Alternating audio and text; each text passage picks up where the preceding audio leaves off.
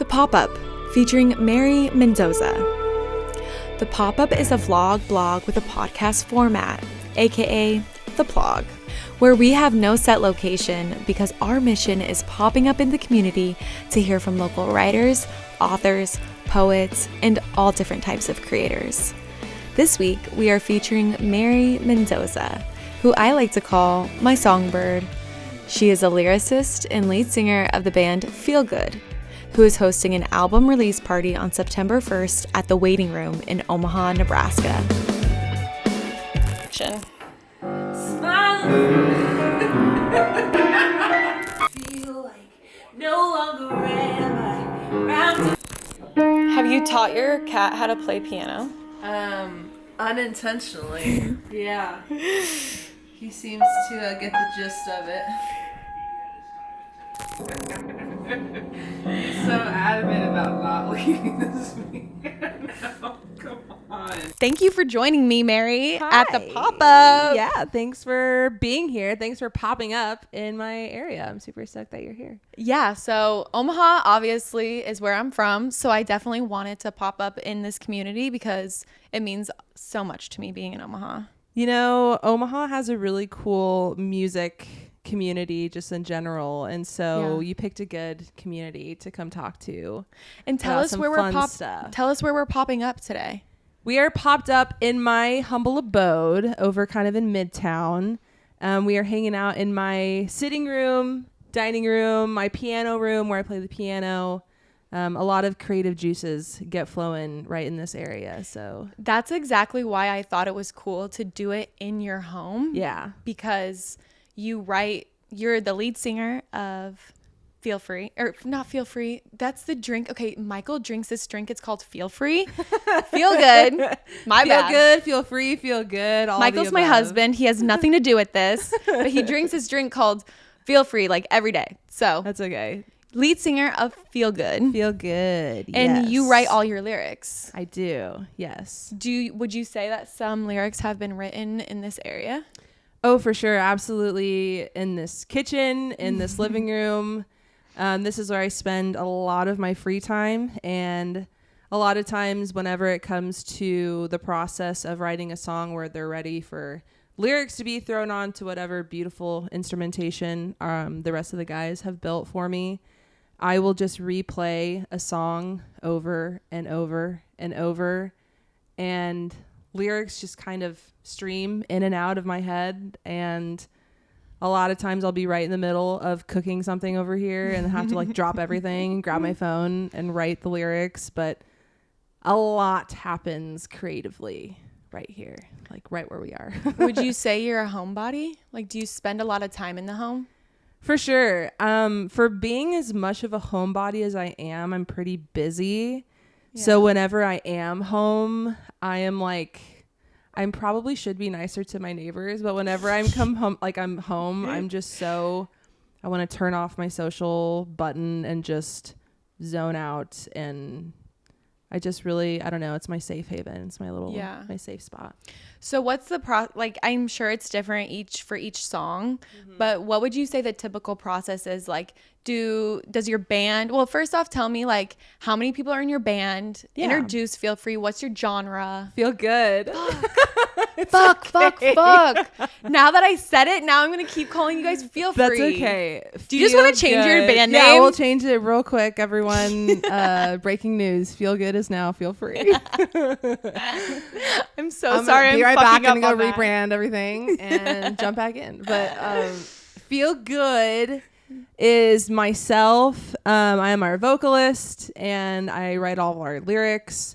And then my brother Mac Brummel is also in the band, and he's technically our keyboardist, but he is responsible for probably like 80% of the music that comes from us. Is Mac starts out by sitting at the piano, kind of working something out, and he can hear in his head exactly how the guitar will sound, the drums will sound. He can hear at least like structurally how it's all going to flow. And then we have Tanner, who is our bassist, and he is also our engineer. He mixes and masters everything. We are very DIY. And then, but so fucking good at the D. thank you. Why I like literally so good. Thank you. Yeah, Tanner will be super happy to hear that. He has come so very far from even where he was when we first started working with him. He kind of started out as our producer, engineer, and then we never found a bassist. And he was like, I do. I would love to do it. And so we were super happy to welcome him into the fam. And then we have Mark, who is our guitarist. And we met Mark through after I was done with college, and we had decided, Mac and I had been in a band together in high school. And I know you know that because you went to many of our shows. And we had kind of decided to put things on a pause to finish out schooling, you know, maybe just kind of grow up a little bit. And after I was done with college, Mac and I were ready to jump back into being in a band. And our previous bandmates, our guitarist was busy. And so I reached out to some friends and was led to Mark. And it has been such a blessing. That dude is so incredibly talented. And he has like the most passion I have ever met. Okay, is Mark the one with all the tattoos? Yes. He Okay, is I remember tatted head to toe. I remember him because he's been in your friend group for a while now. Yeah, he we weren't like super closely tied together in high school, but he had a lot of mutual friends that especially Mac had. Mac is 2 years older than me. And we've had a lot of the same friends, but Mark used to hang out with quite a few of the friends that Mac had. And so we had initially reached out to a buddy, Jordan, and he was busy and was not able to play the guitar. And he led us to Mark, and it was kind of like, oh, he's like an Energizer bunny. Face. Yeah, he has a ton of energy. He's kind of contagious. Like you want to talk about good vibes. Like he is just good vibes. Oh, I love that. Okay, so who else are we missing in your band? Then we have Drew, who is our drummer. Super, super talented as well. He's been in the Omaha music scene for quite some time. And he is, I mean, again, you want to talk about passion. Everyone, I feel really lucky to be working with a group of men who are so like emotionally in tune, and I don't know, they're very self-aware, and they're very sensitive, which is not always easy to find with working with a bunch of men. Yeah. But I'm in really good company with those guys. Like I would not trade them for the world. It sounds like the best vibe. You have family, friends, like that's who you want your band to be. Yeah. And like if it comes down to even like if our music were to completely flop and nobody liked it, we would still just love to make music together because we just love each other. Like we have built a really, really good, strong bond to where we just trust each other. I feel like you can hear that in your music. Thanks. That's kind of, I mean, that's always the goal for sure, is to have that be reflected. And I think you can definitely hear, even in the difference between Roots Intertwined, which was our baby album. I don't even know if you could call it like a full-length album. And then the difference between that and Bluebird, our latest release, it is, at least I can hear it. I can hear the difference in our collaboration, and just the energy in general has been it's been brought up so much in Bluebird. No, you can tell. Before we dive into Bluebird and that new album, I'm curious more about like just the whole process of it. For sure. Yeah. So does the music come first, or does the lyrics come first, or does it interchange? I mean, you're definitely not wrong in that every song is a little different, but we do, at least for Bluebird, we had a pretty solid formula going. We've kind of talked about maybe trying new things, but for Bluebird, it definitely was a lot of Mac sitting at the piano, writing something instrumentally. And like I said, he could kind of hear, like I could picture Mark doing this on the guitar. I can hear Drew doing this. And there would be a lot of times that Mac would go in and track what he had with Tanner. So record everything, get everything laid out. And it kind of came down to who got to practice first. And Mac would get there first a lot of the time. And so he has what he likes to call his muse that just like will not leave him alone. And if he has something in his head, he has to go in and sit with Tanner and get it tracked and get it worked out, because it'll just drive him bonkers. I love that. Yeah. Early And bird gets the so- worm. Yeah. How do lyrics come to you then? Like, how do you write? Lyrics are so important in music. That's like my favorite part of music Mine is too. lyrics. Yeah. So what is that writing process like for you?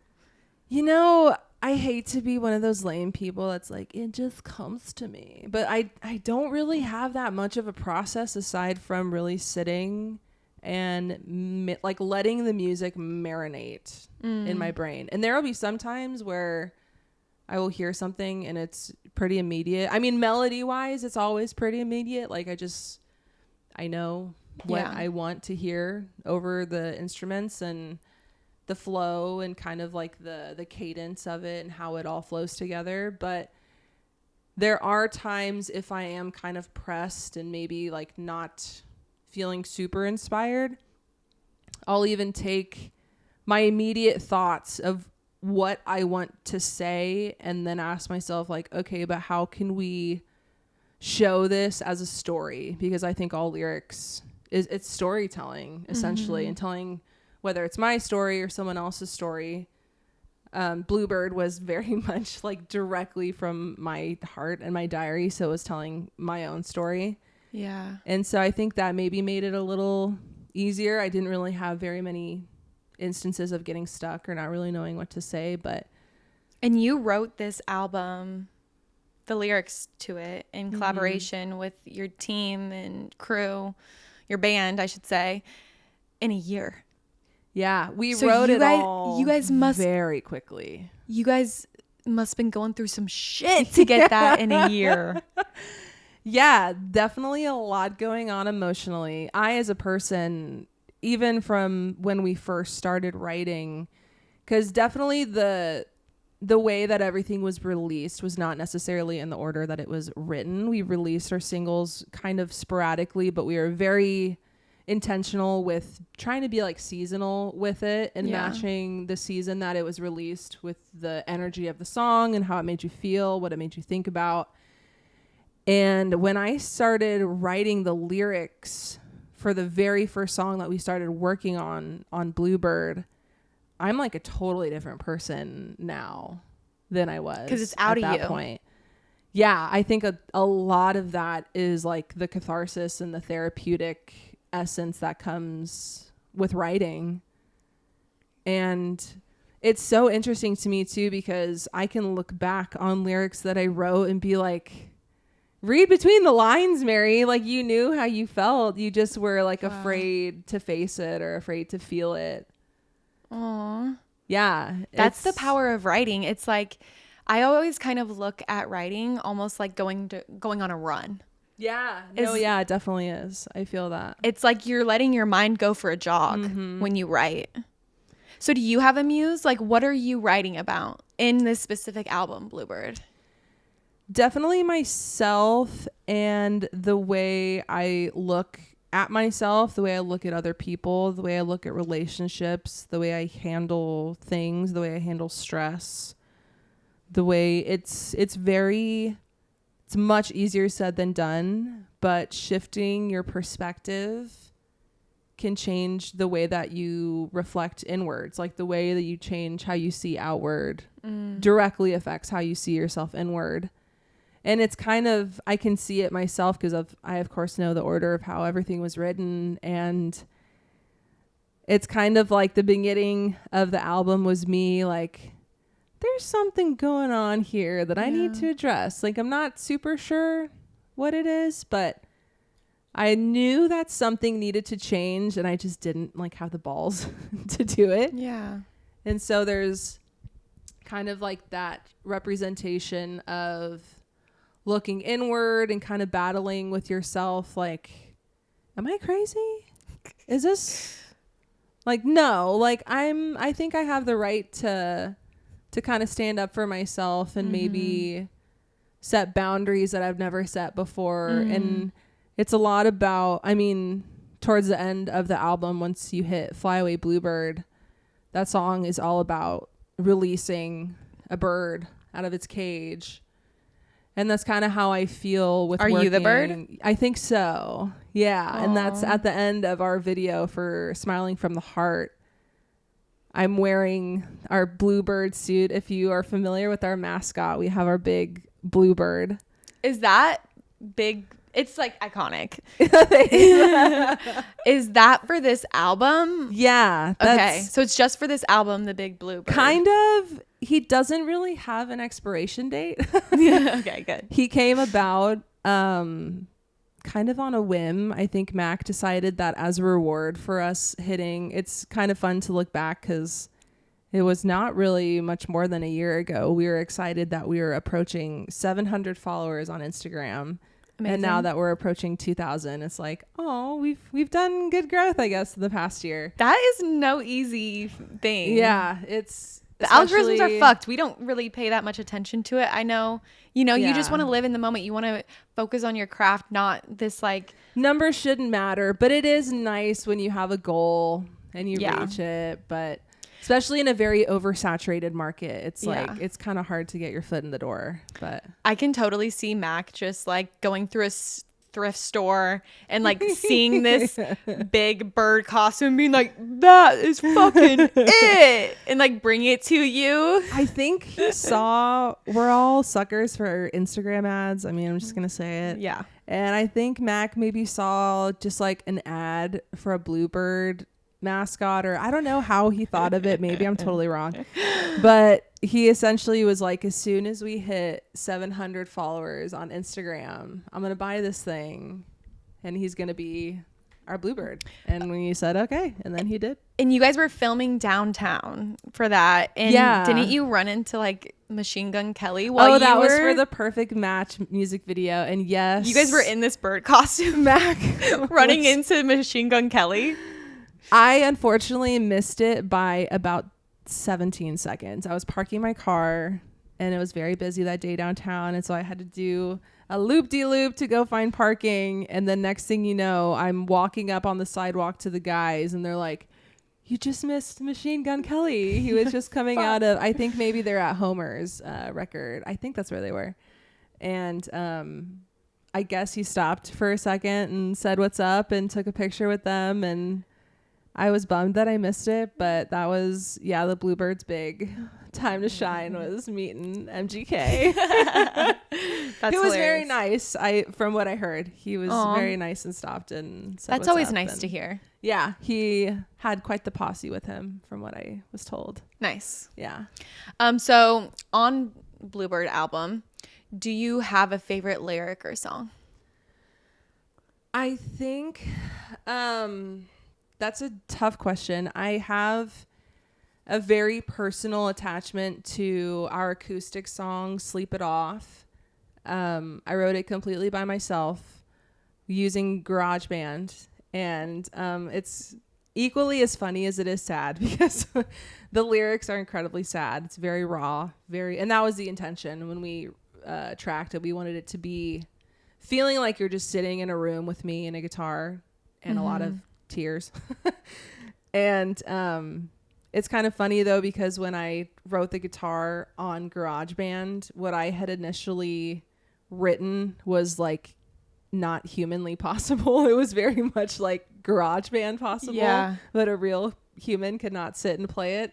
And so we had to adapt just like a few things, and we got it tracked. But it is definitely, it was a turning point for me when I was writing the lyrics for that, kind of questioning like, how long are you willing to let someone maybe not recognize your worth? And how long are you willing to wait for them to see your worth? And at what point is it no longer your responsibility to wait for someone to see your worth? And it's a tough one. I am not sure if I'll be able to sing it live without crying if I ever get to that point. But so this is my favorite song on your album. Okay, let's hear it. Sleep It Off. Sleep It Off is. And I'm not alone in that. I think when I was looking at it, like just going through your socials, it seems like when you do post that song, it's like everyone's favorite. Yeah. Like on TikTok, you had like so many views on that song and like so many likes, so many comments of being like, I relate so much to this. And I think it's because you truly are pouring out your heart and being authentic, being honest. Yeah. It like breaks my heart listening to it because the beginning is so just like emotional. Yeah. But at the end of it, it's like, I'm still going to be here for you no matter what, because you are the one I love. That is the hardest part for me, is like sometimes love feels like it can fix everything. And a lot of times it can, but the process of reaching your decision of whether or not it can just be agonizing. Yeah. And love can take you so far, but the love that you have for yourself is really what needs to be the priority, because sometimes it's not that you love anyone any less. You just finally love yourself more. Yeah. Well, you should always love yourself the most. And it took me a long time too. That was something that I stumbled upon in my adulthood. Like, you can like yourself. That's cool. I didn't know that. I thought everyone hated themselves. That's not funny. It's not pretty funny, fucked up. but you have to sprinkle a little humor, Yeah, if you can, because it's hard to talk about and it's hard to deal with, but it's true, and it's true for a lot of people. I did know that this song was so emotional. Just anyone listening, the way that it's written in the music and in the lyrics, you can tell that it's a deeply emotional song. But it's my favorite. It's your favorite. Would you sing a little piece of it?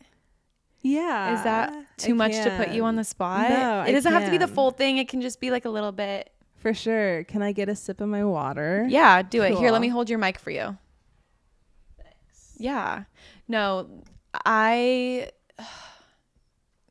something about this song just really resonates, especially because like I've dealt with, it's like, it's a conversation of like struggling with alcohol. And that's something I really struggle with. So when I hear this song, it's like, oh, I'm seeing it from my partner's perspective of him dealing with me. So yeah, I imagine that's not super fun. So I appreciate you being willing to still hear it, because it makes me heal listening to that song. Good. Because like it's good to put yourself in other people's shoes to see how your actions can affect other people. That is, something that was big, even if you want to say being the victim. I don't even like saying that, because it's something that I chose too. Not that I'm to blame for that, but to a certain degree, there was a certain responsibility that I had to take. Like, well, if you've allowed this behavior, you've been letting it happen. So of course the other person would have no idea that they're doing something wrong if you don't stand up for yourself. And it's a lot easier said than done, but standing up for yourself, it's a little scary, but once you do it, once you set a boundary, it's like, oh, cool, I did it. It's probably like releasing too. Yeah. And there's always a little like, you feel bad almost for standing up for yourself, but it gets easier over time. Yeah. Okay, so I'm gonna watch the levels while you sing it out. Mix me, baby. Okay. I know you, and you'll wanna sleep it off, but I don't want to. I can't lay next to this version of you and the words that you cut me with. Repeating, I know you won't remember this evening and the feeling you left me with, but I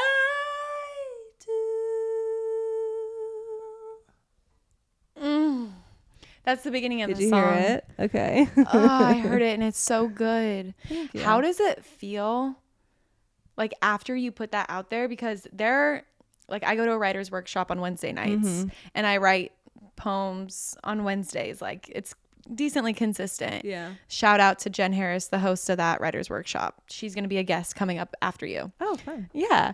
But there are poems that I will never share that I write in her class because I am so scared of like releasing it and having people hear it and judging me they think it might be about them. Yeah. How do you get so honest publicly? Like, how do you deal with that? I think it comes with the territory. It's kind of something that as an artist, you got to buck up, and obviously it's really strong feelings and emotions that I was experiencing, and you just kind of have to hope and pray that whoever is out there listening, maybe it's going to help them too. And so you kind of have to put your own feelings aside and decide that it'll be worth potentially helping someone if they hear it and they're like, oh my gosh, I'm so glad that someone else feels the same way. Or even in your position, it's like, I'm really glad that someone helped me be able to see what it's like from the other side. Yeah. And it's kind of just, like I said, just buckling up and be like, all right, well, if anyone has questions, I think they'll ask. And if they don't, then it's not their story to wonder about. But if they do wonder, I mean, I'm a pretty open book. You can ask me, but have you ever written a lyric or written a song that has caused controversy in your personal life? Actually, kind of. There is one song. There's one song on Bluebird called Something Out of Nothing. And it is quite literally about how I'm not alone in this, and I'm thankful for TikTok because it has taught me that there are other people out there who do the same thing. But taking one very small, tiny moment and like blowing it up to be something way more than it really is. And you're saying you do that? I do that 110%. I will take the tiniest like moment of a stranger looking at me in a grocery store and being like, oh, I wonder what it would be like what would our kids look like? It's like because they waved at me, or something kind of on the flip side that has like nothing to do with romance, but like if someone changes their tone when they're talking to me, like, oh my God, did I do something? Do they like, hate me? I must have done, and then just like start spiraling into all the situations like, well, I guess when I was telling them about that story, maybe I like tried to one up them, or like just making a complete like false scenario out of thin air. And there was some questions coming at me after I shared that with a few of my friends, like, are you like talking about me? Yeah, like, what is this about? I was like, no, it's fine, everything's fine. Yeah. But it wasn't a huge deal for the most part. I mean, I'm pretty open, and so if someone does have a question about a song, I'll tell them. If it's about you, I'll let you know. Yeah. Okay, that's good to know. Like, so it really your songwriting hasn't really gotten you in any trouble.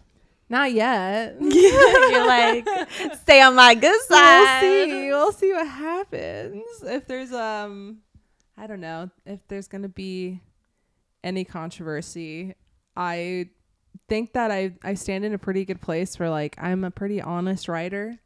I don't think I'm not a liar. So it's all truth. Yeah. Yeah, but yeah. So far so good. Well, you make it seem easy, but I know it's not. I know it's not easy to like be that vulnerable, write that, but you make it easy, and like you make me want to share more of my work by listening to your work. Glad. That makes me happy to hear, because I think in the beginning, so fearful of that.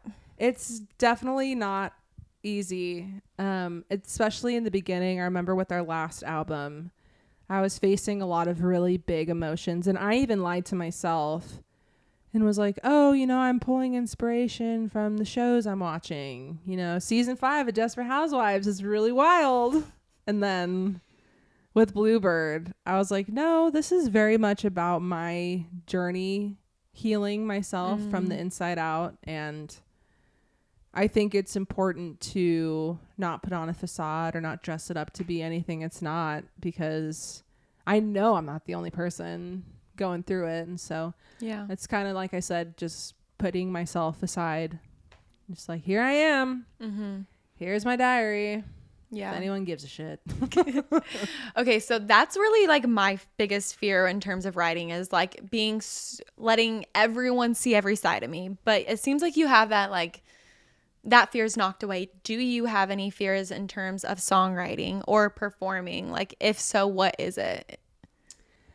I would say when it comes to being on stage, I'm super comfortable. Took me a little bit to build the confidence, but it's just so much fun. Like, I think just letting myself have fun is the biggest thing, but I definitely, without a doubt, have some like body dysmorphia stuff going on. And it's not until I see like photos or videos after a show that I'm like, oh my God, I thought like when I was up there, I was feeling myself. Like, I thought I looked so not better or worse, but just different. Like, I see myself so different than a camera like captures me on stage. But it's hard. I can't imagine a camera capturing the way I feel inside. So I try to tell myself. I'm going to stop you for a second. Yeah. Because I do the same. I like obviously own a video production company. So I'm always seeing like the angles and stuff. If people aren't capturing in your angle, then like the camera can make you look so fucking distorted. Just so different. That's like, not actually probably how you look in person. That's what I try to tell myself. No, you should, because it's so, the camera you can either get really good camera angles and make you look even better. Yeah. Or the complete opposite can happen. Yeah. And so like I just had an event that where we had a photographer, and both Jasmine and I were like, why the fuck do we look so ugly? That night we thought we looked so good, and both of us said them. I was like, Jasmine, I promise you looked gorgeous. Okay, that makes me feel better. So it's there's that and you should saying, still post them, because you're harder on yourself than anyone else. There have been a few videos for Feel Good's Instagram page that I'm like, I'm like throwing up at the thought of posting this, but I have to, because content. We always be recording. We need the content. So true. But for real, it's kind of just like closing your eyes, like, all right, post. Like, I guess here we go. Mm-hmm. And then there's always going to be the dudes in the DMs that make me think that I'm crazy. It's like, oh my God, he looks so hot. It's like, I'm glad you think so, pal, because that makes one of us. That's hilarious. Okay, so tell me how long Feel Good has been in operations. Like, tell me a little bit about the history of Feel Good and how you guys got to where you're at. Maybe even start a little farther back of like where you're from, how you even got to the Midwest. Sure. So my family is from Texas, McAllen, Texas. Oh, shout out. 956 represent. Put on 956. So I definitely have some like Mexican in my blood deep down. I can't get rid of it. I married a Hispanic. That's how much I can't get away from it. But we were born, Mac and I were born in McAllen, and we were there until 2008. And then the Brummel family moved up to Omaha, Nebraska. And it's a good thing we did, because I cannot fathom like finding musical talent the way that we have. We've had really good luck, Mac and I, with like the bands that we've kind of been a part of as we've been in Omaha. But Mac and I, keep going. I was going to say, I hope I'm going to answer your question. Mac and I have been writing together pretty much since we can remember. Mac, we've always been very musical. He took piano lessons, and I was in like choir and stuff. But it wasn't until we moved up to Omaha that I feel like we really honed in on our skills. I have been writing lyrics like since forever. I used to write lyrics and tape them like on a sheeted like 8.5 by 11 like printer paper. Aww. And just like tape them up on my mom's mirror for her to read.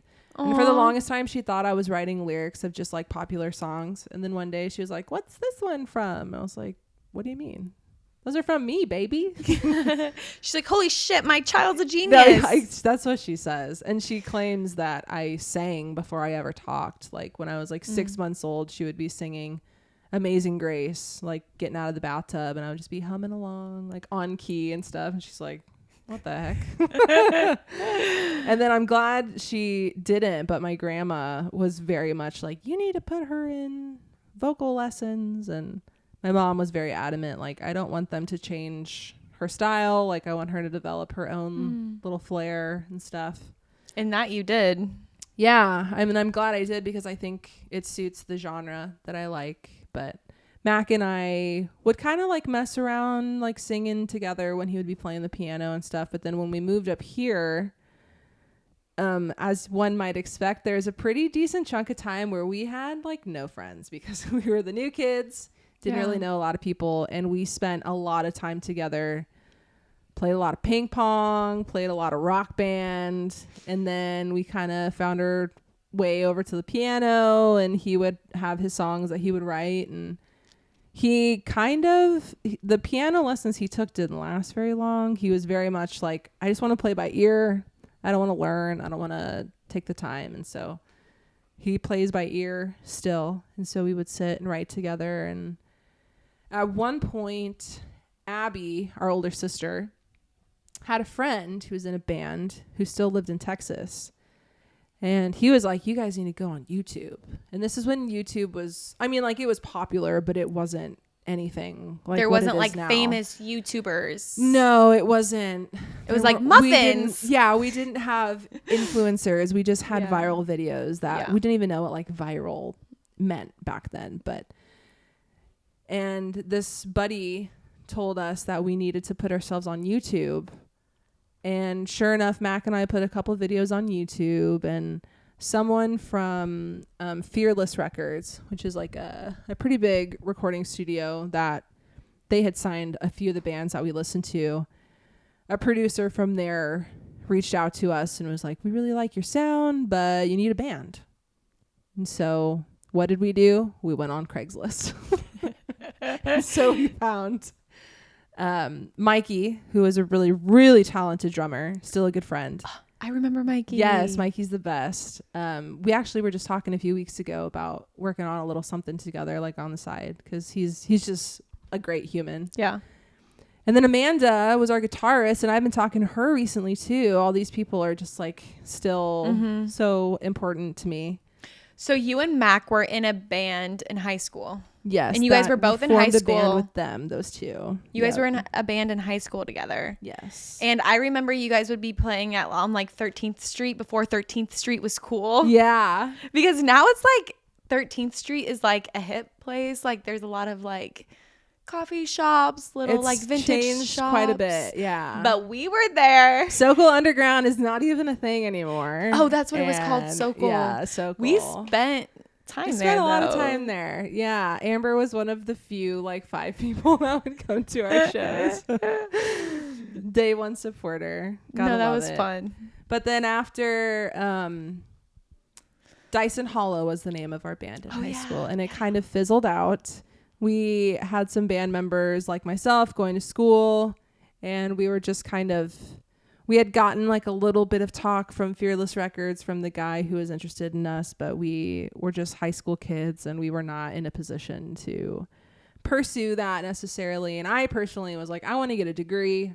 I want to have something that I can do in the event that I cannot be a professional musician, because it's hard. Yeah. It's hard to do. You got to pay rent. Yeah. You gotta have something to pay the bills in the meantime while you're working, while you're So grinding. right now you're paying the bills by like graphic design. Correct. I'm a graphic designer. She's good as fuck too. Thanks. So do you do your merch? I do. Yeah. Okay. There was one artist that we had do a couple designs, just because I think it's important to do some variety, collaboration. It's good to give some other artists, some work and stuff to support. So, and she does a really good job. She's done a lot of designs for a lot of the bands that I listen to, and that's how I found her. Her name is Heather. Cute. Yeah. Okay, so when did you start Feel Good? Feel Good came about, so after I graduated from college in 2017. Mac and I had been writing, of course, throughout when I was in college, even though I wasn't in Omaha. I went to school outside of Omaha, but we would send each other, recordings and stuff and still write together. And when I came back, I was like, all right, I'm ready. Are you ready? So we got together with Mark, and Mikey, our drummer, was still drumming with us for a little bit, but he ended up moving away. And so we had Drew join the picture.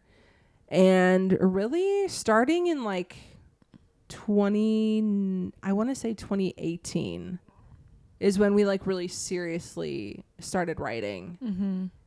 And we worked on a little EP, and I'm going to get all the dates wrong, but I think the EP came out in 2019. And then our album came out in like October of 2020. Which was tricky with COVID. Kind of closed off some live performances for sure. Yeah, that was a whole element that we couldn't do a whole lot about. But then we started playing shows and kind of just haven't stopped. Things have just kept going and going and going. Dude, that's so crazy though. Like you've already put out so much music and that short span of time. That's like only 5 years. So I'm trying to think of when. If you guys started in 2018, that would have been like you guys are only in operation for 5 years and you like are consistently putting out new music. We were writing definitely for a while, kind of trying to figure out, because at one point we had 2 guitarists and then one of them left and we kept Mark, and then the whole drummer situation took us a bit to figure out what we were going to do for that. But I think once we hit our stride, things just kept going. Yeah. And kept going. Once we played our first show, which was Emo Night, super fun. We opened technically for Derek Sanders from Mayday Parade, which is like, ooh, are you kidding me? Like a dream situation. Mayday Parade is like one of our biggest inspirations. Yeah, I remember like listening to Mayday Parade like in your basement in high school. For sure. It's been, and that has not changed. We still play a lot of Mayday Parade. And okay, so would you describe, I don't think you ever described this for everyone, is like, what is your genre? That's a fantastic question. We kind of have a hard time pinpointing us, but it seems like over the past 6 months or so, we have kind of been pinned as pop, punk, indie, alternative rock. Because I'm a female vocalist, I think it puts, like, even if there isn't necessarily like a very present pop quality, I think having a female vocalist, it just lends itself to that, whether we wanted to or not, but we're not against that by any means. But I will say for the Omaha Entertainment and Arts Awards, we were in the running for the best alternative indie group. Okay. So if that answers your question. No, I think it does. And like that gives room even just like for this album, like your next album, you could be a completely different type of genre. You don't have to stay. It can be fluid. We have definitely like a feel good sound that is not going anywhere. And it's at our core, like a very raw ballad style, just like powerful. You do have, it's so powerful, especially with all the different instruments that come together and is alive on stage. It is so fun for viewers or the audience to come to like a live show and experience because of that power. Yeah, I'm really excited for you to, our next set that we're doing, for our September 1st show is unlike anything we've done before. Yes. Okay, let's call that out. Sure. Yeah. Okay, so tell me the next show you guys are doing, the reason behind the show, the details of the show, all the juicy good stuff. Yeah. So this is our album release show party extravaganza. And we are going to be doing almost the entire album. We are not doing Sleep It Off, but we are doing every other song. It's okay. For technical reasons, but then also like legit, I don't know if I can do it, not just like break down. So that would be I might have to work powerful. up to it. Yeah. Yeah. But this show is just a big celebration of the work that we've put into this album. Not only the music, but our brand. We've really like worked hard to create a presence that we want to have a really good impact on everyone that's at the show. We have some like set design kind of stuff that we're doing. Cute. We've elevated some of our gear. Yeah, we're just really excited. And all the bands that are playing with us are really cool too. And we're excited for everyone to hear them. And there's 3 other bands. 3 opening bands, correct. Alyeska and Foxpaw and Dear Neighbor, who are all local bands to Omaha. Cute. Super talented. Like we have a lot of really talented bands in Omaha. Yeah. Would you say that all of these bands fit kind of in your genre? Yeah, for the most part, we all are pretty similar. There's maybe some heavier sound coming out of Alyeska.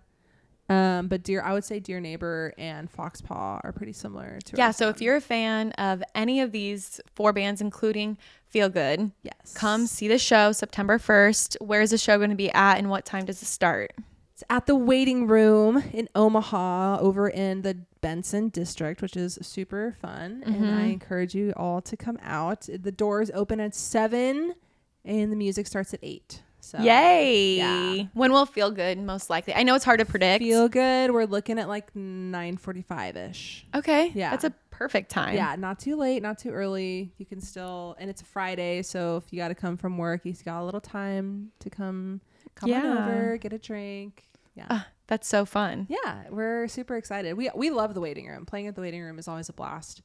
And they treat us very well there. We're super happy. Is this your first time headlining at Waiting Room? At the Waiting Room, yes, it is. We have played, I want to say like 3 or 4 shows at the Waiting Room. And this is our first headlining event. So Fun. Well, you can definitely count me being there in some merch. Baby. My favorite merch that I think I'm going to wear is the green bucket hat that says Feel Ooh, Good. I didn't know you have a green bucket hat. Fun. So I want one too. that's what I'm going to be rocking. Will there be Nice. merch available? There will be. We have some limited edition bluebird prints, really nice white t-shirt with a bluebird on it. And then there's Feel Good on the back. And then we have the same version in black with just the Feel Good on the front. I love good merch. I love designing merch. You guys have so many options too. A lot of options. I also have the one shirt that is the clouds. I can't think of the lyrics that are on it. Oh, got my head up in the clouds. Yes. Yeah, yeah. That's my favorite shirt, and I'm shocked that like not more people choose that one. I love that shirt. I know of like 3 people maybe that I've seen wearing it, and I'm like, that is the coolest one in my opinion. But I also bought that shirt for all of our friends. oh my god, Do you, I do you remember that? I bought like a Yeah. bunch of your merch and gave them out. I was just like, oh my god, thank you. That's so nice. I was like, this shirt's fucking sick, and I'm assuming you made it. I did, yes. Yeah. I think there's maybe something against wearing merch with like myself on it. So maybe like I shouldn't wear it myself. But there's some other ones that don't have my face that I would buy. I would wear. Okay, so one thing I love to do on the pop-up is it's kind of like a way to wrap up and end everything. Okay. But I just think it's very cool of how people get connected in this world. Yes. Like, why are we here talking? It's because we've gotten connected. Yes. So tell us, how did we meet? I get to talk about us. Yay. One of my favorite things to talk about. So Amber and I have been friends since our freshman year of high school. She sat directly in front of me in our like speech class. And can I tell everyone of my first impression of you? Go for it. I'm sure it's probably not good. So the first time Amber and I made direct eye contact, the guy that I was sitting next to in this class, Who was it? Do you remember? Sam DiStefano. Sam DiStefano. Such a cutie. I love him. you were curious, like, who is this girl sitting next to Sam? Because we didn't know each other. And she was sitting directly like ahead of me. And she turns and just gives me like the nastiest up and down, very slow, like panning up and down. And then just kind of flips her hair and turns back around. And I was like, ooh, that girl means business. Like she is something else. Okay, I am sorry that that's your first impression of me. It was hilarious. But I feel like my interpretation of that would be like, I'm looking at you, I'm like, okay, this girl got fucking style. Now that I know you, that very well could have been the case. And we became friends very shortly after that, because then we became besties in that class. My first impression of you was you're up and down. And then the second impression was your honk laugh. You would get to laughing and just a honk all over the place. And I was like, this girl is pretty loud and incredible. And then we worked on a project together. And that was when I did the thing where I told you I could read Braille.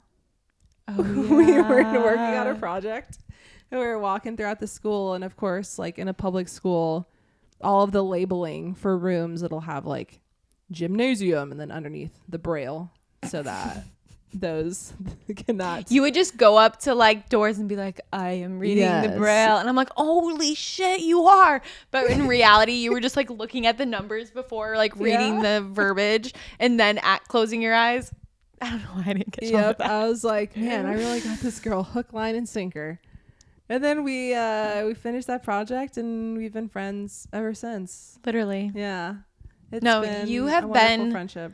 Such a constant friend in my life. Like, no matter where we are, like going to different colleges, living in different states now, you are my one person that like I call when I need to fucking cry or vent or laugh. You my girl. And I just sent you a meme the other day that I think is so true.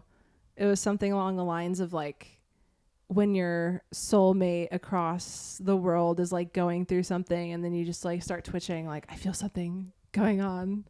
It's like, I feel like we just have this magnetic sense no matter where we are of like, I feel like I need to call Amber, or like I feel like I need to reach out, like I feel like I need to see what's going on.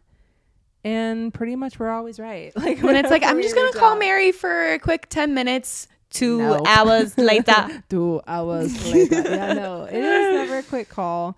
And I think it's funny that we are to the point that you are so successful and so busy with your cis stuff that it's like, how about in 3 weeks, Saturday at like 1 o'clock, do you want to have a phone call? It's like, okay. I know it's going to be multiple hours, so we have to schedule it out. When we do schedule, though, I feel like those ones aren't as good when it's just like a pop-up. Yeah, for sure. You know? No, just like the spur of the moment, like thinking about each other is probably more productive. Yeah. So this is the ending message to go call your best friend and check in on them. Call your friends, see how they're doing. Even if you think that it might be a 5-minute phone call, it could probably be a 2-hour phone call. Yeah. There's a lot. Life is hard. Be a pal.